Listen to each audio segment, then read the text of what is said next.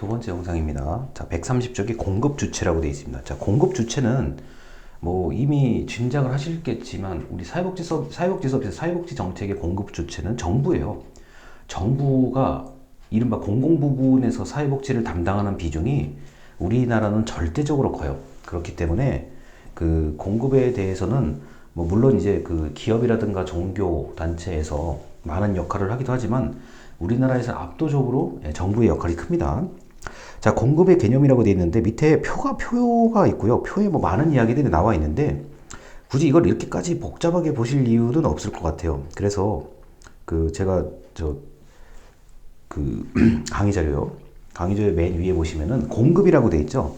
자, 공급이라는 거는 이제 서플라이라는 건데, 자, 이거는 이제 그 몇 명이 필요해서 몇 명이 필요하다고 해서 몇 명을 공급해야 되는지 이런 개념이 서플라이의 개념이고, 자, 할당, 자, 영어로는 이제 allocation이라 그러는데, 자, 이거는 그냥 나눠준다는 것보다는 자, 어디에 누구에게 얼만큼을 나눠주는지에 대해서 비율을 좀 정한다는 개념이에요. 다시 말씀드립니다. 할당, 영어로는 allocation이라는 단어는 그냥 나눠주는 게 아니라 이제 어디에 얼마나, 누구에게 얼마나, 그러니까 비율을 맞춰서 나눠준다는 게 이제 할당이라는 개념이고요. 그 다음에 전달 체계, 이제 딜리버리인데, 자, 전달 체계는 나중에 이제 다음 시간에 배울 것 같은데, 자, 어떤 경로로 공급을 해서 자, 수요자에게 가는지에 대한 게 전달 체계거든요. 근데 우리나라 같은 경우는 중앙부처, 그 다음에 지방자치단체, 그 다음에 각각의 민간 위탁 또는 자, 다른 다른 영역에서 자, 이렇게 합해가지고 자, 사회복지 서비스를 제공하고 있죠. 뭐 그게 사회적 기업이 됐든 협동조합이 됐든 자, 그 다음에 그 지방자치단체하고 계약을 맺은 센터가 됐든 아니면은 중앙부처에서 아예 별도의 조직을 만들어서 전국을 다 담당하게 하는 그런 경우가 있든 전부 다 공급의 개념입니다. 자, 전달 체계는 그래서 우리가 다음 주에 또 배울 것 같고요. 자, 그리고 공급 주체에 관련된 얘기를 지금 131쪽에 길게 하고 있는데, 자, 이거는 제가 이제 노인 일자리에 관련된 뭐 어떤 일을 조금은 하다 보니까 이 부분에 대해서는 이제 제 경험을 좀 말씀드리면 될 것 같아요. 자, 132쪽이요. 자, 132쪽에 그 맨 위에 보면은 공공복지 서비스가 있고요. 자, 비공공복지 서비스가 있는데, 자, 이렇게 어렵게 얘기할 거 없고요. 자, 공공형. 이거는 정부에서 딱 정해진 것. 자, 정부에서 자, 어르신 한 명이 무슨 일을 하면 하루에 얼마다라고 딱 정해져 있는 거예요. 이거는 뭐 사회복지 기관이라든가 민간 조직, 일반적인 그 민간 조직에서 공공형 그 노인 복지 일자리요. 노인 일자리를 대신 한다고 하면은 이거는 누구도 바꿀 수가 없는 거고, 정해진 돈과 정해진 인원이 딱 정해져 있어요. 이거는 그래서 그 흔히 말해서 시키는 대로 해야 되는 그 영역이고요. 시장형 복지 공급 같은 경우는 이제 어르신들 일자리 같은 경우요. 자, 일단 자원을 받아요. 자원을 받아서 이게 그 복지 조직이요. 그게 막 예를 들어서 동네에 있는 센터가 됐든 아니면 어떤 동네에 있는 클럽, 무슨 클럽이 됐든 자, 이런 곳에서 신청자를 자유롭게 받아가지고 서비스를 한번 돌려보는 거죠. 돌려보고 이게 이번에 우리한테 이게 좀 소득이 된다라고 하면은 그 분야를 조금 더 늘려서 가는 거고, 이게 좀 반응이 시원치 않다 그러면은 사업을 접는 거죠. 예를 들어서 제가 살고 있는 동네는 이제 당연히 이제 반찬 가게가 이제 반찬 가게의 수요가 압도적으로 높아요. 그리고 그 다음에가 이제 커피. 저희가 이제 그 커피 업체하고 협약을 맺어가지고 그 어르신들이 이렇게 바리스타 교육시키고, 그 다음에 어르신들이 또 그거 가지고 판매하고, 그 다음에 뭐 전국에 그 노인 그 바리스타 경진대회 같은 게 있어요. 뭐 거기서 상을 받는다 그러면은 거기에 맞는 이제 또 인센티브를 제공을 하고요. 그런 식으로 해서 실제로 노인을 고용하는 형태가 이제 시장형 복지 공급의 대표적인 사례예요. 그러다 보니까 자, 이게 공공형 일자리에 맞춰진 어르신들도 계시고, 이제 좀 적극적으로 내가 좀 이렇게 뭔가를 해야 되겠다라고 인식하시는 분들은 시장형 복지의 복지 일자리에 좀 도전하시는 분들이 많습니다. 그리고 인기가 있는 어떤 일자리는 서로 하고 싶어 해요. 이거는 공통적으로 우리 젊은 분들도 그렇고 연세가 있는 분들도 그렇고 인기가 있는 일자리는 서로 하려고 해요. 그게 그 일자리의 난이도, 그러니까 그게 어렵든 쉽든 그건 둘째 치고 인기가 있으면 서로 하려고 합니다. 그래서 이렇게 그 복지 공급 체제가 있다는 거 정도 보시면 되는 거고요. 자, 그리고 어디를 보시냐면은 복지 삼각 모델이라고 해서 133쪽에 맨 아래에서 5번째 줄입니다. 자, 이 학자는 이렇게 얘기를 하더라고요. 자, 복지 공급 주체는 동그라미 1번 가계, 자, 가정, 자, 동그라미 2번 국가, 동그라미 3번 경제, 자, 이거 시장입니다. 이걸 주축으로 하는 삼각형 안에서 자, 좀 더 가까운 형태의 복지 공급 주체는 뭐 자조 집단도 있고, 자, 그 다음에 국가에 좀 더 가까이 있을 자원 조직, 자원봉사 조직도 있고, 자, 그 다음 동그라미 6번입니다. 자, 134쪽의 맨 위에 줄이요. 자, 소규모의 창업 집단이 있고, 그 다음에 협동 조직이 있다고 분류를 합니다. 자, 그래서 이렇게 이 134쪽의 위에서 두 번째 줄입니다. 자, 시장 영역과 국가 영역을 공식적인 공적 부분으로 놓고 가계, 우리의 그 가족이라든가 가정이요. 이걸 비공식적인 부분으로 설정하면 이게 삼각형 모양이 된다. 거기에 여러 조직들이 위치해 있다라고 보는 건데, 사실 우리는 이미 이렇게 위치되어 있는 지금 곳에서 살고 있는 거거든요. 자, 협동 조직도 있고, 자원봉사 조직도 있고, 자봉센터요. 자원봉사 조직도 있고, 그 다음에 자조집단, 스스로 이렇게 그 복지 서비스가 필요한 또는 자, 욕구가 비슷한 사람들끼리 모여서 하는 집단도 있고, 자, 그 다음에 소규모 창업 조직이라 그래서 자, 이게 나름대로 기업 역할을 하면서도 그 지역사회 뭐 어떤 일정한 부분을 기부하거나 환원하는 그런 조직들도 있죠. 자, 그래서 자, 과거에 이거 이제 나타난 모델인데, 자, 경제학에서 얘기하는 3대 주체가 이제 가계, 시장, 정부거든요. 가계, 시장, 정부를 경제학에서 말하는 이제 3대 주체라고 얘기하는데, 거기 더하기 자, 자조 집단, 자원 조직, 창업 집단, 협동 조직이라는 여러 가지 지금 얘기들이 나와요. 그래서 이거를 뭐 굳이 이걸 다 외우신 필요는 없고, 이미 우리 대한민국 사회에는 이게 다 갖춰져 있죠. 그래서 한때는 이제 사회적 기업과 협동조합을 이제 하신다고 굉장히 많은 노력들을 하셨고, 지금도 여전히 이제 예비 사회적 기업에 이제 지정되는 분들도 있고, 그걸 또 넘어서 이제 사회적 기업으로 가시려는 분들도 있습니다. 그래서 이제 가장 대표적인 게 이제 먹거리에 관련된 거잖아요.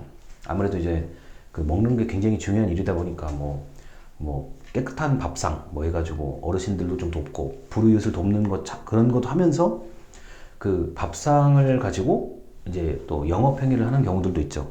자, 그래서 저도 뭐 전국적으로 이렇게 이런저런 일하면서 돌아다녀 보면은 요새 제가 많이 가는 식당이 보통 사회적 기업에서 운영하는 식당들이에요. 그러면은 특히 이게 대학교하고 이렇게 그 자매 결연 같은 게 맺어져 가지고 대학교에 무슨 행사가 있거나 뭐 어떤 세미나 학술 대회 같은 게 있으면 점심이나 저녁 식사를 거기 가서 해요. 거기 가서 하면은 그냥 이렇게 진짜 집밥처럼 해서 잘 나오고 뭐 여러 가지 굉장히 정성스럽게 잘 나옵니다. 그래서 그런 형태로 자, 이제는 대학교가 이 지역사회 복지에 상당히 중추적인 역할을 해요. 어느 순간부터는요.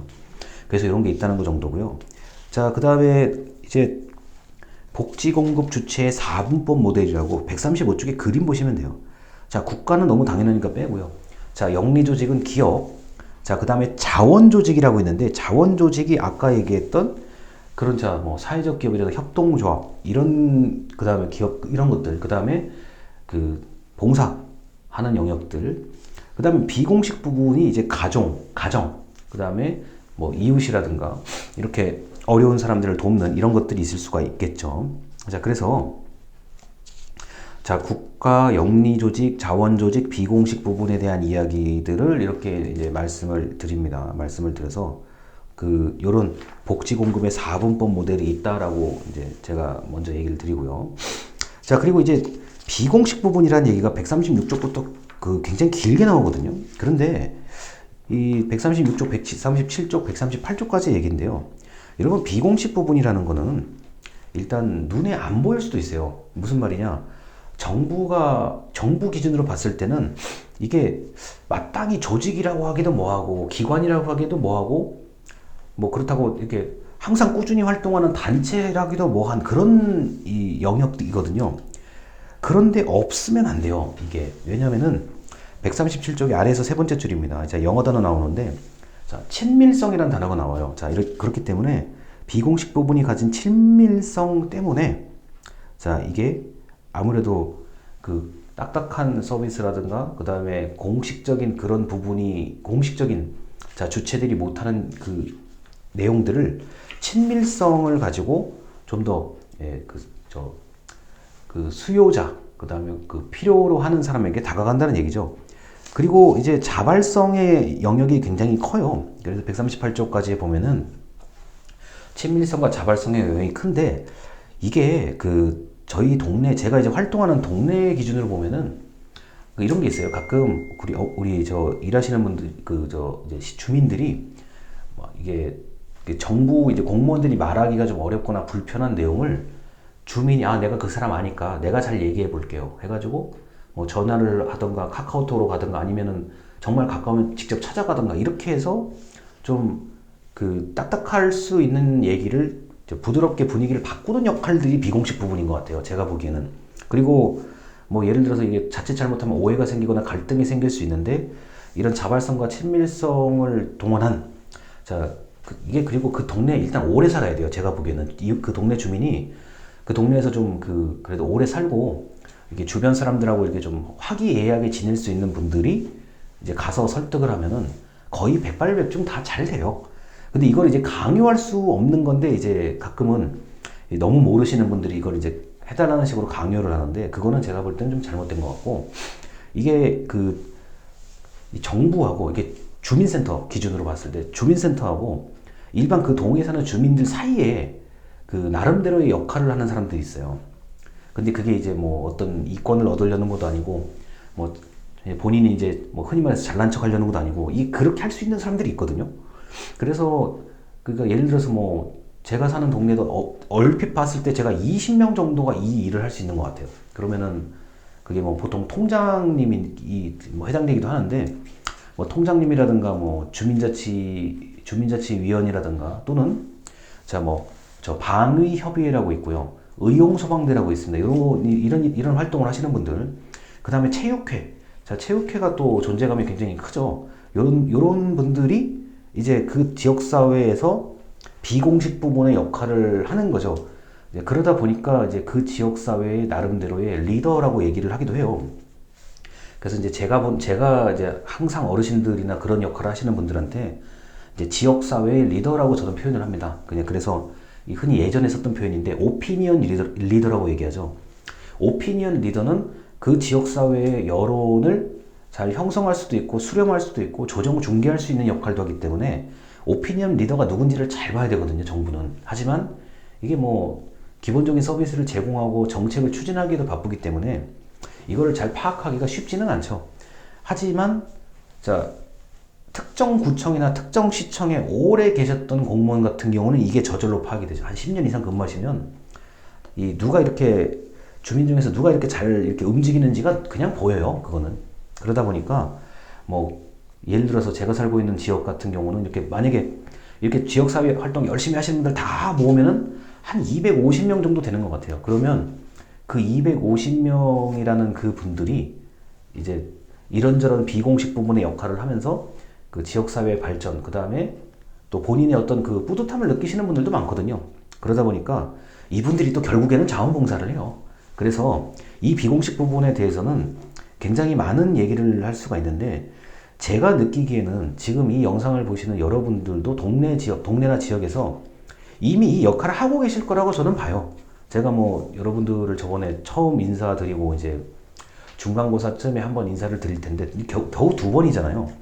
두 번을 이제 겪을 텐데 제가 받았던 그 느낌은 분명히 여러분은 지역사회 오피니언 리더예요. 자, 지역사회 오피니언 리더이기 때문에 그렇게 이제 좀 그 이해를 하시면 크게 어렵지 않게 이제 아마 요 내용을 이해하실 수 있을 거라고 봅니다. 예, 중간에 전화가 와서 죄송합니다.